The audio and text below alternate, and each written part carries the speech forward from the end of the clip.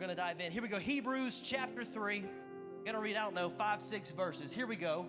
Therefore, by the way, don't stress. We're going to unpack all this. We're just going to go to the Word of God. Therefore, holy brothers and sisters who share in the heavenly calling, fix your thoughts on Jesus, whom we acknowledge as the apostle and the high priest. He was faithful to the one who appointed him, just as Moses was faithful in all God's house.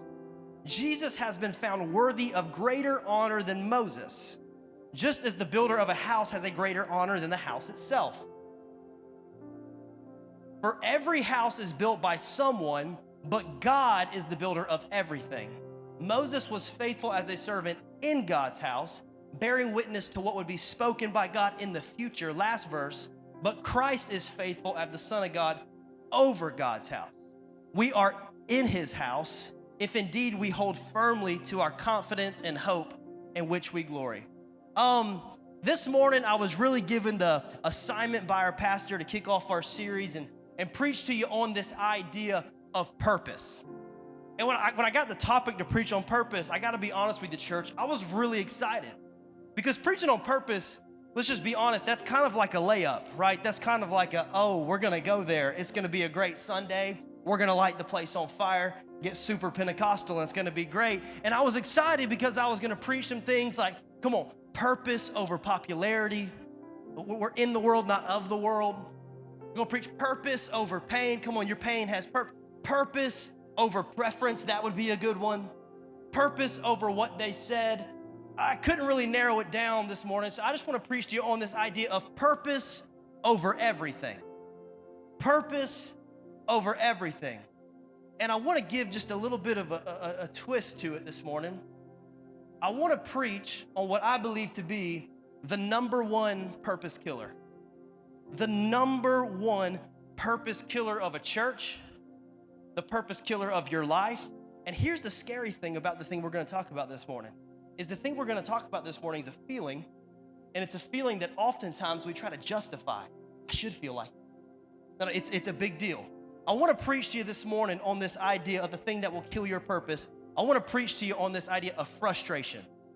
Frustration. What do you do in your life when you're frustrated? Maybe you're frustrated financially, frustrated with the church. I want to preach on frustration. Let's pray. Lord Jesus, we love you so much. Thank you for being in this place this morning. God, I pray that you would do what only you could do. Lord, open our eyes so we can see you. Open our ears. We want to hear you. Lord, speak to the sanctuary church. We love you, and we ask this in your precious and holy name. And everybody said, come on, everybody said. There seems to be this phrase in 2022 culture. I don't know if you've heard it. It's not really just like a millennial phrase. I've heard the older generation use this phrase. And the phrase is really just, I'm over it. I'm over it. Meaning, if you don't know what that means, I got no more patience. I got no more gas left in the tank. I've had it up to here. I am absolutely over it. I don't want to talk about it. I'm annoyed. I'm beyond fed up. I'm over it. Can I tell you some things I'm over? I don't know about you, but I am over the temperature in Savannah, Georgia in August. I'm over it. It's only 7 days. I am over it. Many of you don't know this. I'm over it feeling like 101. This past summer, me and my wife in our house, we had problems with our upstairs air conditioning. I'm over it. You didn't know one of your pastors was being attacked all summer. You should have been praying. But I'm over it, okay? I'm tired of it. Don't want to talk about it. I am over it. And I don't want to talk about me, but let's talk about me. I have sensitive eyes. Anybody here? Come on, you've been cursed with the demon of allergies. Come on, is anybody else in here? Okay, great, just me and my dad. I have allergies, and it's just, I'm over it. People are like, Drew, are you crying? I'm like, no, I have sensitive eyes. And I'm a Pentecostal preacher, okay? I'm over it. I'm over it. I'm about to connect with every parent in this house. There are few things that I've ever been over as much as what I'm about to say. You've never been more over it than when you have, come on, a sick child. You ever had a child that's sick?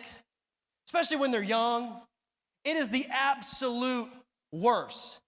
Many of you don't know this. I have a 5-year-old named Paisley. I have a 3-year-old named Evie. And both of my daughters have had this virus I wrote down the name of the virus so I can get it right. They both have this virus, and the virus is from the pit of hell. It's called hand, mouth, and foot virus. That was all the parents in there. Yeah. Actually, if you study demonology, you'll find that there's a demon named hand, foot, and mouth, okay? It's true, hand, foot, and mouth. Hand, foot, what's your name, demon? Hand, foot, and mouth. The hand, foot, and mouth virus is, I'm over it. I'll never forget my youngest daughter. She got it, I don't know, I'm going to say maybe a year and a half ago. And if you don't know what it does, basically it kind of attacks the little kid, and it's like, it get like, help me out, Miss Lori, like blisters and like wounds on their feet, on their hands, in their throat, and they just scream and cry a lot. I was over it. My daughter Evie, it was super sad, but it was also kind of cute. She had screamed so much that she had lost her voice. Like she was smoking like 3 packs a day. She's like, Dada. Like she couldn't even hardly talk, Dada. I'm like, Evie, you kind of sound like Rose from the Titanic when Jack's drowning, okay?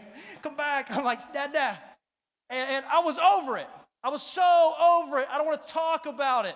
Let's talk about it. I'm like a really great dad and stuff. So one night in particular, I said, you know what? I'm going to go sleep with Evie in her room. Wasn't much sleeping happening in that room that night. I was absolutely over it. I want to be very clear when I say this. I was over my daughter being sick. I was over hand, mouth, and foot virus. I was fed up. I was over her being sick. But please understand, I was not over her. I was just over the sickness. To be honest, I'm still not over being a dad. Like, I'm really into it, man. Like, I love preaching. I love being a dad 10 times more. I'll never forget, we had our first daughter back in 2017, and Paisley was born, and I can remember being there in that hospital room and holding her, and Naomi's over, like, on the bed roller thing, and I looked at her, I was like, this is awesome. Can we have another one tomorrow? She said no. But like, you know what I'm saying? Like, I am not over it at all. I absolutely love it. Stay with me for a moment. I had an aha moment right there. It's this idea. I will never be over being a dad.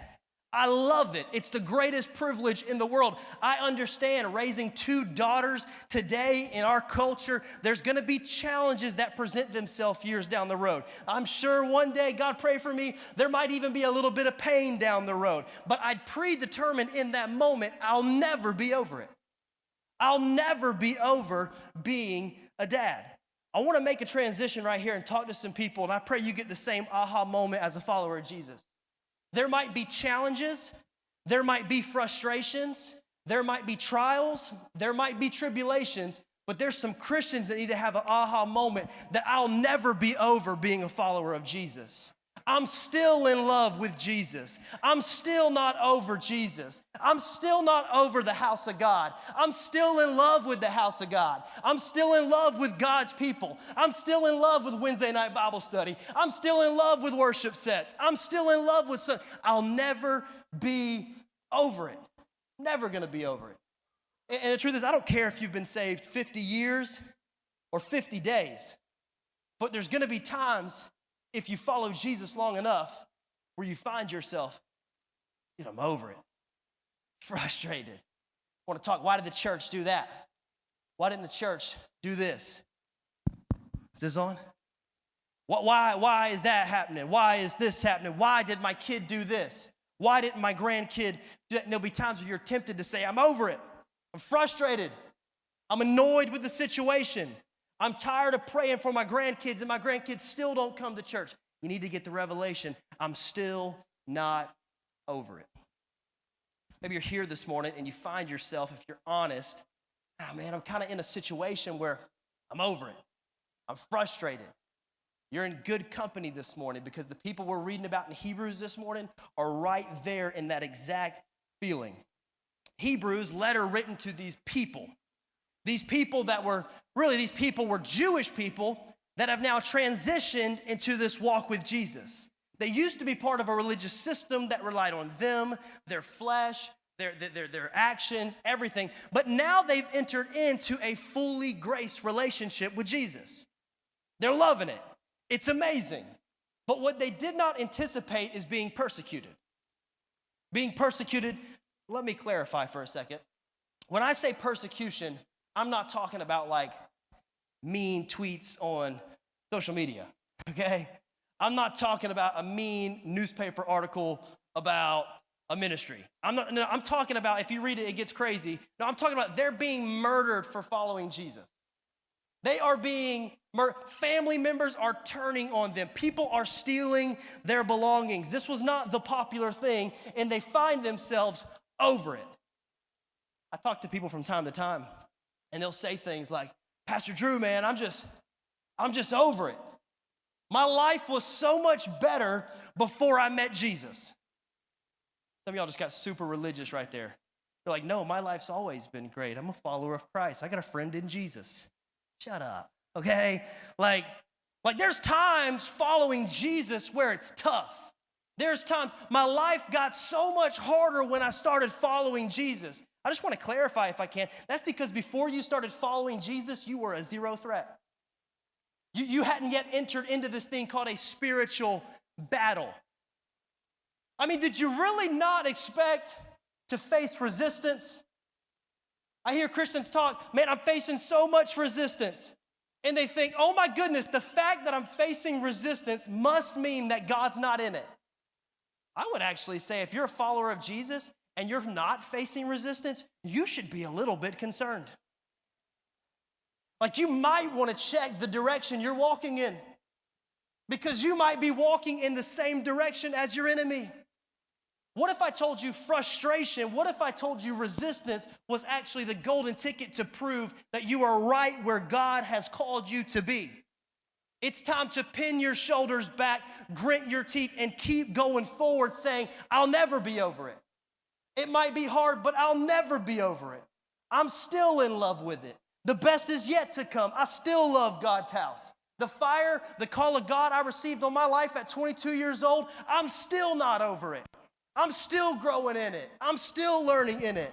If you're here today and you say, I'm over it, Andrew, the worship songs don't hit me like they used to hit me. You ever heard that? I have. I don't know, I just don't need Jesus like I used to. Andrew, you're not as funny as you used to be. I don't know, the sermons, man, they just don't speak to my life like they used to. If you find yourself and you're here in that certain situation, I would encourage you to take a good hard look at Hebrews chapter 3. You can't go back. Let's look at these Hebrew people. I just want to share 3 simple thoughts this morning. Real simple teaching this morning. I think sometimes in church, we've made this whole following Jesus thing super complicated. You ever met that person that makes the easiest thing super complicated? Young people don't point. You know what I'm saying? Like you've met that person. I think sometimes this morning, if we can, I think the simplicity of Jesus counteracts the complexity that we've made it. And I think a lot of times Christians are complacent because we've fooled ourselves that it's so complex. This thing is so simple, and I just want to share 3 words with you from the text this morning that caught my attention. Can I do that?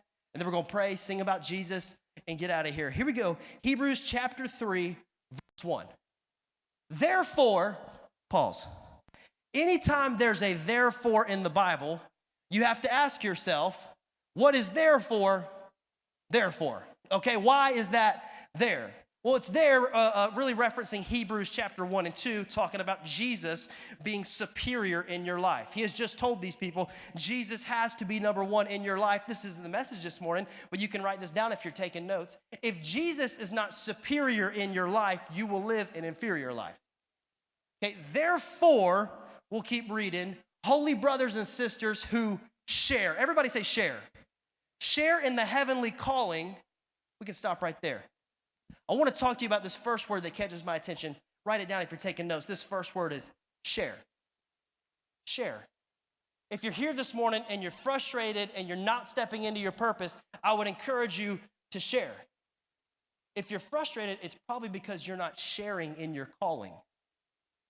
This calling, this purpose, this God dream will always be attached to a people. Your calling, your gifting, your God dream is not for a person, it's for a people. And oftentimes I see young people all the time. I see older people all the time. Listen to me, they don't step in and they quit on the faith journey. Why? Because they're not sharing in their calling. In actuality, they're struggling in solitude. And nobody knows. They refuse to join a group. They refuse to talk to anybody. They refuse, they're in and they're out. This faith journey is much too great for you to do on your own. If you try to do this thing on your own, it will crumble you. Your life is a lot like a seed. A seed on its own, not very impressive. Pretty plain, if you ask me. Not much to it. It's simple. There's not a lot going on with a seed. But what does a seed have to have? A seed has to be coupled with the right environment. The seed has to go into the right kind of soil. The seed has to be in the right amount of water. Come on, the seed has to have the right amount of sunshine. The seed has to have a gardener come by and pull out the weeds that would other choke out the seed and stunt its growth. And so it is with your life. Your life's a seed. Your life was never meant to live in solitude. Your life was meant to live in community. Because some of you right now, you're saying, I'm over it. But if you were sharing in your calling, the moment somebody heard you say, I'm over it, they would walk up to you and go, whoa, whoa, whoa, whoa, whoa, what'd you say?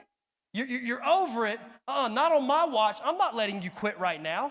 You're over it? No, I've been there before. Let me speak to your situation. You got to share your calling. Because we come in here every single Sunday, every 6-7 days, and if we could all just read each other spiritually for a second, there's people in this room this morning. You are so spiritually dry. You are so spiritually brittle. You are so spiritually sensitive. The smallest thing gets you off. You're a seed about to die, and you're about to cash it in, and you're about to walk away from church. But if you'd start sharing your calling, you'd get in community, and you look to your right, and you'd look to your left, and you'd say, you know what? Maybe my neighbor has some water to spare that'll help me at least get to tomorrow. Because some of you, I can't keep doing this godly dating thing anymore. I can't keep doing it. But there's somebody who could come up beside you and say, no, let me tell you my testimony about not lowering my standards. God's going to provide. There's some of you in here, I can't do this money thing the right way anymore. I can't do it, but somebody would come up beside you and say, no, I've been there, and let me show you how God blessed my life. Some of you, I can't raise all these baby's kids by myself anymore. I can't do it on my own anymore. But there's going to be a mom that's 10, 20 years down the road that's got 2 boys in college that say, no, I've been there. Let me show you how God provided. You got to share your calling. Can't do this busted up marriage anymore. Let's just end it. But yet maybe there's a couple 8, 9 years down the road that will say, no, hang in there. Let me show you what God did with our marriage. Let's share this calling. Can I speak to our church for a moment? Church, if we're going to go to the next level, by the way, I really believe the best is yet to come in this church, in this room. I think the best songs are yet to be sang. I think the best messages are yet to be preached. The best productions are yet to be had. But if we're going to go to the next level, please understand that with new levels comes new devils. We got to share this calling. It's not this generation and that generation. It's God's people. It's not that song was written in the 80s and this one was written last month. No, it's a song about Jesus. We got to share in this calling. Enough is enough. If we're ever going to go to where God has us, we got to get the revelation. We got to share in our calling. This 20s and 30s ministry I was just referencing a few moments ago, I can't tell you how many 26, 27-year-olds that we talk to on a regular basis, and they're like, Drew, if I'm honest, man, I thought I was like the only 27-year-old on fire for Jesus in Savannah. I didn't know there was more of us. Just the fact of a simple statement like that shows us that the church in Savannah, Georgia needs to share our calling. Because this thing is hard enough on its own. We are never meant to struggle in solitude. But if we can get together and look to our left and look to our right, we can say, you know what? I can keep going. If you're standing, I can keep standing. If you can make it, I can make it. Maybe you're here and you're struggling with purpose and you've yet to step into your purpose because frustration has attacked your purpose and you're struggling in solitude and you're not sharing. I love that the text said, it didn't just say share in the calling.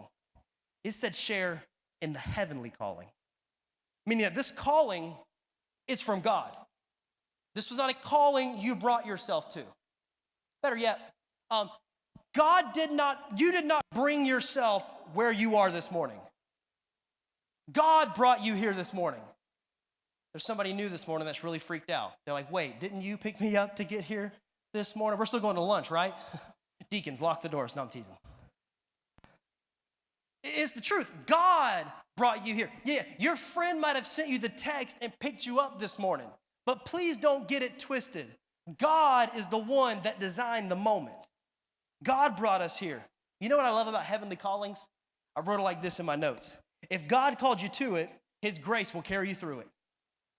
Oh, I love that it's a heavenly calling.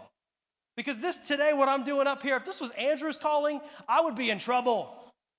But it's a heavenly calling, meaning the pressure is really off me. The pressure to perform is off me. If God called me to it, his grace will carry me through it. It's been a really, really cool 6 years of youth ministry. Me and my wife, we started on this youth ministry thing when we were 22, turning 23 years old. Now we're here 28, 29 years old. And I've had a lot of cool conversations through the years. But one of the conversations and one of the statements that gets made a lot, and I know they don't mean anything by it. I know they're just trying to be so sweet when they say it. But it's this idea of, Andrew, I love your youth ministry. I'm like, whoa, Paul's right there. This is not my youth ministry, okay? This is our youth ministry. Because when you say my youth ministry, that puts the pressure on me. Church, as a pastoral staff, listen to me. This is not my church. This is our church. And you better believe if the sanctuary is ever going to get where God calls us, if we're ever going to fill this room, if we're ever going to have to fill the parking lot with cars, listen to me, we've got to share in the calling. I'm counting on you. You can count on me, that's fine. I'm going to count on you. And I talked to just Christians for a second because we are funny creatures. Because maybe you're here and it's not this idea of you don't have a problem sharing your calling. You're actually really good at sharing your calling. Your problem is every time God gives you an assignment and every time God gives you responsibility, you love to share, but here's what you do. You don't share the calling, you shift the calling. You know what I'm talking about? You shift it. God, they would be great for that job. You know that? They would be great for that. Reminds me of in high school. Remember in high school when you had group projects? Come on, who here, you liked group projects? Come on, you liked group projects, right? Yeah. If that's you and you like group project, we know you people. We know you. Research will tell us that if there's 10 people working on a group project, that 2 people will do 80% of the work. And that 8 people will do 20% of the work. Don't get mad at me when I say this. But what if I told you in church, the statistic might actually be worse? You got to share in this calling.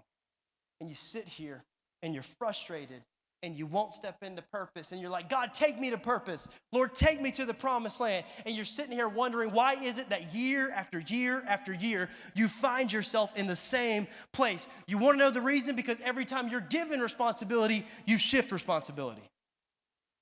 You shift it. They would do it. And you wonder why you're not getting stronger. Because, church, here's what I've learned pastoring for just, 6, 7 years. Is sometimes God has to take Christians, young people, old people, he has to take us through the valley. The valley is like the spiritual weight room for Christians. You can't get strong if you're constantly shifting responsibility. Sometimes God has to put the pressure and the weight on you. Sharing your calling. Don't shift the calling. You know how God rewards you coming through an obstacle? You want to know how he rewards you? Oh man, you made it through the obstacle. That's great. You want to know how he rewards you? Another obstacle. You got to share in our calling. Maybe you're here and you've yet to step into purpose because you're struggling in solitude. You just share in the calling. Maybe you're struggling in purpose because every time you're given responsibility, you shift responsibility. The first word was share. Let me read a little bit more Bible for us. Keep going. Here, verse 2, or I'll start right here. Fix your thoughts on Jesus, whom we acknowledge as the apostle and a high priest. He was faithful to the one who appointed him, just as Moses was faithful in God's house. Verse 3, Jesus has been found worthy of greater honor than Moses, just as the builder of the house has a greater honor than the house itself. The second word that stands out to me, you can write it down. The first one was share. The second word is fix. Fix. Real simple teaching this morning. Fix. You're here and you're struggling with purpose. You got to share your calling. Secondly, you got to fix. Here's what I've noticed. Nobody just quits. Like the action of quitting, I'm done, I'm throwing in the towel. Nobody starts there. You want to know what typically happens before you quit? You quit up here. Like nobody just gets divorced. We just decided to call it quits. Nobody just gets divorced. You get divorced up here first. Nobody just walks away from the house of God. No, you disengage up here first. Nobody just has an affair. You start having affairs up here first. We got to fix. Or like this, wherever your mind goes, life follows. Wherever your mind goes, life follows. You can write this down. Broken thinking will lead to broken living. Reminds me of the verse in Romans 12:2. Do you have it for me? Romans 12:2 says that, do not conform to the pattern of this world, but be transformed by the renewing of your mind. I love this verse. But if I can just be honest, and I know I'm like a professional Christian, but this verse is annoying.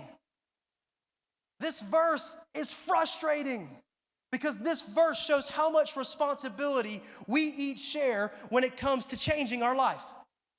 It does not say, come to church services and hoot and holler and your life will be transformed. Your mind will be renewed.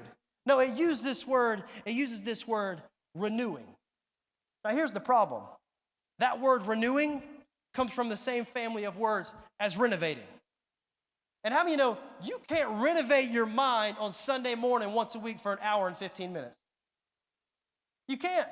There's work that falls on you. To renovate a house, you got to kick down some walls. You got to pull up some floor. You got to get the roof off. Some of us need to do that in our minds this morning. You need to mind your mind. You need to take some inventory this morning and think about what you think about. Well, it's just my mind. It doesn't matter. No, it does. Fix your thoughts. The text right here is talking to these people that they've converted to Christianity. They're Jewish people. And right here, they're frustrated and they're about to turn back.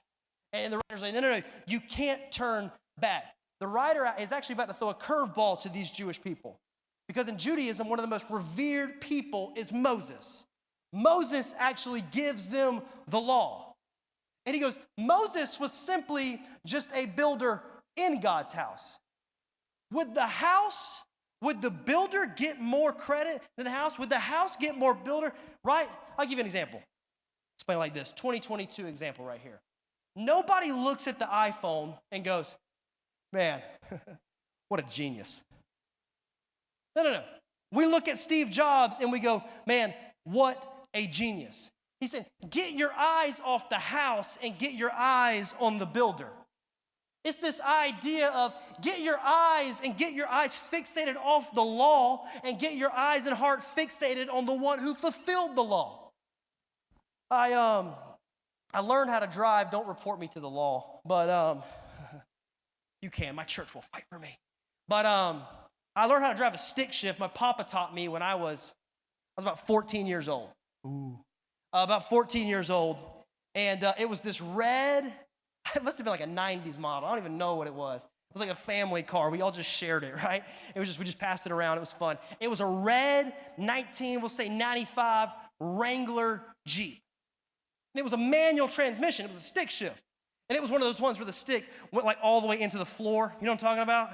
And I'm learning how to drive this thing. I don't know, 14 years old, like 3 armpit hairs in them. I'm trying to drive this thing, and I am just moving all over the place in this thing.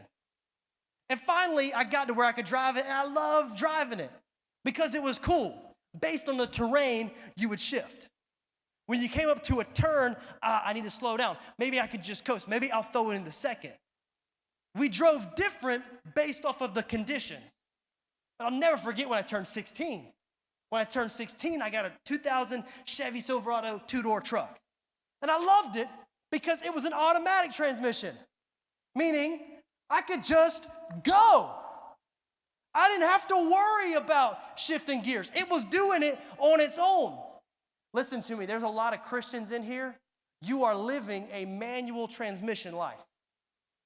You are operating and changing the way you move, and you're operating and changing the way you respond based on the conditions. What if I told you God's just called you to go?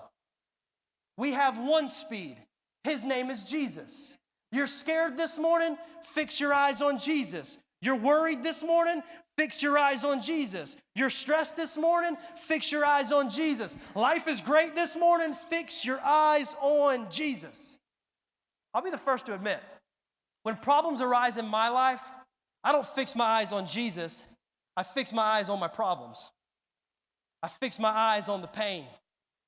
I fix my eyes on the people who hurt me. I fix my eyes on the people that I thought should have been there. Listen, whatever you are fixated on is what you will focus on. And whatever you focus on, you will follow. Some of you wonder why drama follows you. You want to know why drama follows you? Because you are fixated on drama. You want to know why pain and heartbreak constantly follows you? It's because you are fixated on pain and heartbreak. Share the calling. Fix your thoughts on Jesus. Still not over my purpose. I'm still not over the house of God. Yeah, there might be a rough patch here and there, but I'm still not over God's people. This is my last thought. The band can go ahead and join me. Let me read one more little bit of scripture. Hebrews 3, verses 5 and 6. Moses was faithful as a servant in, that word in stands out, in all God's house, bearing witness to what would be spoken by God in the future. But Christ is faithful as the Son over God's house. That stands out to me. We are in his house if indeed we hold firmly to our confidence and the hope in which we glory. Write down the third word that sticks out to me. You got to share, you got to fix. Thirdly, you got to stay. You got to stay. You got to stay. You have to be more committed to staying this morning than you are leaving this morning. You have to be, the power is never found in leaving. The power will always be found in staying. But leaving is sexy. Oh man, it's heading south. The business is going south. Let me get up out of here. I'll go find a new job. Oh, the church isn't flourishing like it. You know what? I think I'm going to try the church uptown. Oh, the marriage is falling apart. You know what? I'm going to go ahead and get out of here. But the life you dream of will require you to stay. It will require you to put both feet down. Because here's the truth. You want to enjoy the fruit of your labor and the fruit of your hard work at your business. Guess what? The power's in staying. You want some friends that will be there for you through hell or high waters? Listen to me. The power's in staying.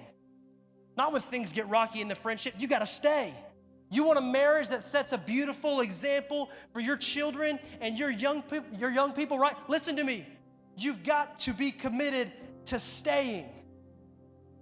Moses. I love Moses. He's the man. I'll prove one day when we get the glory, me and Moses, we're going to be boys. What up, Mo? We're going to be homies. That's my guy. But let me be clear. Moses was just a man. Just like me, just like you. He was just a person. The Bible says that he was a man in God's house. Christ over God's house. Moses in God's house. Christ over God's house. I want somebody to get this revelation right here. The reason we're still talking about Moses 2,000 some odd years later is not because he was over God's house. It's because he was in God's house. He was a servant in God's house. You're here this morning and you feel like you're on your way out. You feel like checking out. You feel like purpose is all but gone. You feel like cashing in. You feel like throwing it away. I don't know any other way to say it. It's not going to sound great, but if you stay in it, you won't be over it. If you'll stay in it, you won't be over it. I don't know about you. I don't have time to be over it. I'm just in it. I'm just doing stuff in the house of God. Just loving God's people. Just doing 20s, 30s, just doing youth. Preaching when I get the chance. I'm just serving on Sundays. I don't have time to be over because I'm in it. I'm just doing stuff. I'm just believing that the best is yet to come. I don't have time to be over it because I'm in it. I've learned that if you're over it, it's probably because you're not under it. Under what? Under the lordship of Jesus Christ. If you're here and you're over it, it's because you haven't gotten under it. Sorry for the sinister illustration, but one of my biggest fears in the whole wide world, and this is not so you can prank me, okay? But one of my biggest fears in the whole wide world is snakes. Anybody else? Snake. The only good snake is a dead snake. Kind of biblical, right?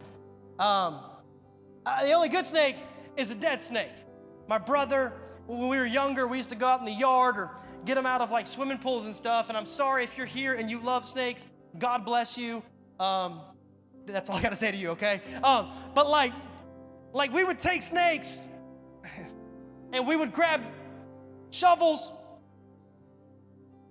and we would chop the head off the snake. Amen, right? Like we would do that. And here's what I noticed though, is that when you would chop the head off the snake, the body would still move. There's a lot of churches, listen to me, there's a lot of Christians. We are not under the lordship. We are not attached to the head of the church. So yet our body is still moving. We're still doing things. We still have movement. But movement doesn't always mean progression. I would challenge you this morning. Are we just going through the motions? Are our bodies just moving? Are we just doing serve days because that's what we do? Or are we attached to the lordship of Jesus Christ? That's my question. When you're over it, you're out of it. You're out the door. And I've learned when you're out of the door, everybody who grew up in church, everybody who's been in this church for a long time, we have all seen it. You want to know the first step to ruining your life? The first step to ruining your life is the first step away from God's people, every time. And I've learned that when you're over it, you're quick to be out of it. Reminds me of the prodigal son in Luke 15, right? He had fantasized and talked to, he was a kid thinking about, I can't wait to the days that I go on the run. Can't wait to the days I get my inheritance and hit the Vegas Strip. I can't wait for those days. But the Bible says he finds himself laying in a pig pen when he comes to the realization. The world doesn't make sense. If you're over it, you're on your way to being out of it. And that's when the enemy attacks. Sin will take you further than you want to go. It'll keep you longer than you want to stay. It'll cost you more than you want to pay. Listen to me, if you're over it, you need to be careful because there's a chance you might just be out of it. The last thing I'm going to say to the person who finds himself like they're over it. If you're over it this morning, you're lacking purpose. You want purpose, but you're lacking it. If you're over it, chances are you're tempted to go back to it. I don't know what God pulled you out of. I don't know where God found you last month, maybe found you 50, 60. I don't know where you're from. I don't know your background. I don't know where you're from. But I've seen it so many times where people, they're on their way to purpose. They're on their way to promised land. And everything's going good, but they're kind of over it, so they're tempted to go back to it. God, I want purpose. I want to put both feet down in the church, but you know what? Now's the time that I just church hop a little bit. Once a month is pretty good for church. That's the national average, matter of fact. You know, I would serve, but 80-20 rule, they've probably got it all covered there at the church. They've got those people. Everybody knows those people at the church, right? Reminds me of the children of God in the wilderness. I don't have time to get into it. Go read it. In Numbers 11, they're on their way to the promised land out of Egyptian slavery, and they start getting whiny and fussy with Moses. They start, Moses, man, we're out here eating manna and quail. You remember back then? Man, back then we had flavor. Back then we had onions. And back then we had garlic. Remember that, man? We had everything back then. Back then was awesome, Moses. And now you got us out here eating manna and quail. Listen to me. If you're over it, you might be tempted to go back to it. And here's what I know. When you're in a season of wilderness and you're in a season of over it, if you're not careful, you will begin to miss the flavor from your old life. Because at times it feels like, man, I miss remember the garlic and the onions? Remember all that stuff? And you might be here this morning and you're in the wilderness season. You're lacking purpose. You're tired. You're frustrated. I know it might feel like time you're tempted to go back and miss the flavor of your old life, but can I promise you, if you'll keep going on the path to purpose, it might be manna and quail right now, but on the other side, my Bible says that it flows with milk and it flows with honey. Can we stand to our feet this morning?